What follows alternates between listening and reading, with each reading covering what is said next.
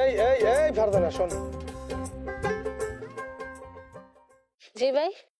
এদিকে আয়। ভাই বলেন। তুই আমার একটা কাজ করে দিতে পারবি? আপনার কাজ? বলেন কি কাজ করতে হবে। ফারজানা, তোর কাছে যে টাকা পাই, মানে তোর আব্বা যে আমার কাছ থেকে টাকা ধার নিছিল, তা মনে হয় সুদে আসলে 50-এর মতো হবেই। এবার ভেবে দেখ তুই কি করবি। তোরা তো আর টাকা ওইভাবে সুদ দিতে পারবি না, আর আমার এই কাজটা করে দিলে পরে আরো যত টাকা লাগে সব আমি দেবো। তুই খালি আমার এই ছোট্ট কাজটা করে দে। ভাই টাকা পয়সা লাগবে না, আপনি তো আর কম দেন না, আমাদের যা দেন হইব, আপনার কাজ এমনি করে দিব। ওই যে আমাদের মসজিদের ইমাম সাহেব হুজুর আছে না, প্যানশা হুজুর, তাক নিয়ে আমি একটা বদনাম ছড়ামো, একটা বিচার বসামো। তুই খালি ছোট্ট একটা মিথ্যা কথা কবি। হুজুরের নামে মিথ্যা কথা? না ভাই, আমি পারুম না, হুজুর অনেক ভালো মানুষ। পারবি না? না তাহলে যা, আমিও যাচ্ছি তোদের বাড়িতে। আমি কিন্তু তোদের বাড়িতে যাইয়া তোর বাপরে একটু টাইট দেবো, মানে ব্যাপারটা তো বুঝতেই পারতেছিস।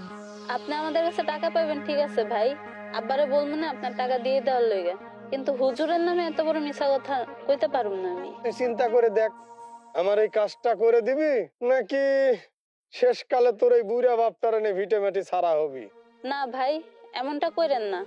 আব্বার এই বয়সে আমগো ভিটামাটি ছাড়া করলে আব্বা আমগুলো কই যাইবো, না খায় থাকতে হইব আমগো। ঠিক তো? হ্যাঁ। যাক, এই না তোর বুদ্ধি হয়েছে। তাহলে তুই যা, তোর যখন ডাক দেবো সময় মতো বিচারে উপস্থিত হবি। আচ্ছা ভাই, আমি আসি। যা। আসসালামু আলাইকুম। ওয়ালাইকুম আসসালাম। আমার নাম হলো কালু, মাইরা ফলাইছি আমার নিজের খালু। কিরে ঠিক আছে তো?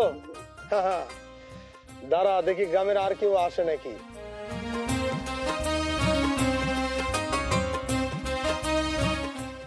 এই ইউসুফ ভাই, এই শোনেন শোনেন শোনেন।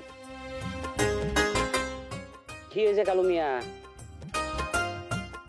কালু মিয়াটা এত কর্কশ ভাষায় না কয়ে একটু নরম ভাবেও কইতে পারতা।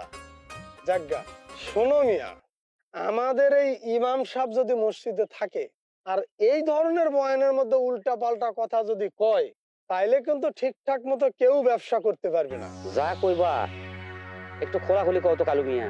হুজুর যে কথাগুলো বলে ভালো কথা সে বলে, তোমার সমস্যা কই? হুজুর ভালো কথা কয়, তোমার শুনতে খুব ভালো লাগে, আর তোমার ভালো লাগতে পারে, কিন্তু বয়ানের মধ্যে তার এটা কি ধরনের কথা? অমুকে সুদের ব্যবসা করে, কে আগে আসলো, কে পরে গেল, কে চেয়ারে বসলো, কিরে এগুলা বলার তার কোনো দরকার আছে? সে মসজিদের ইমাম, তার দায়িত্ব নামাজ পড়ানো।